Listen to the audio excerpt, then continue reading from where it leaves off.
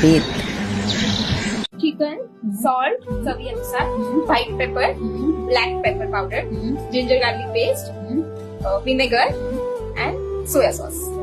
आता मी हे मिक्स करते आणि हे आता चिकन साठी बॅटर करतो. तर ह्यात आता 6 टेबलस्पून ऑफ कॉर्नफ्लॉर टाकलाय आणि 3 tablespoon of maida, salt, white paper टाकलेला आहे आणि बेकिंग पावडर हे मिक्स केलं.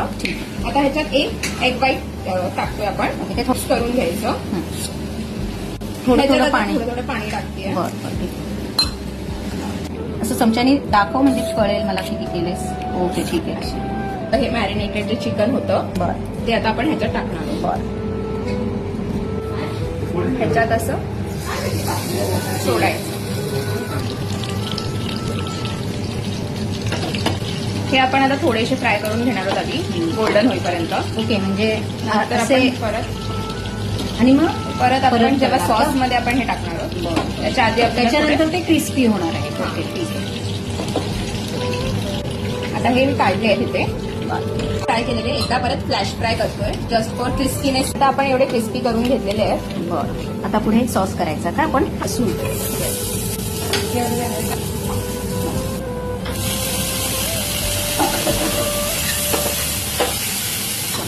सोया सॉस अजून हे शेजवान सॉस. ओके काय आहे आता हा रेड चिली सॉस टाकते. बरं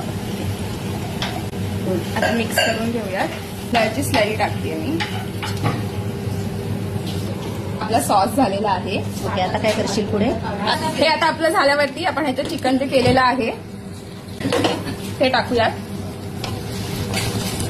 आणि बारीक फ्लेम वरती हे जस्ट टॉस करायचंय सॉस मध्ये. आपण हे असं आता आपण मिक्स करून घेतलं की हे तुमचं रेडी.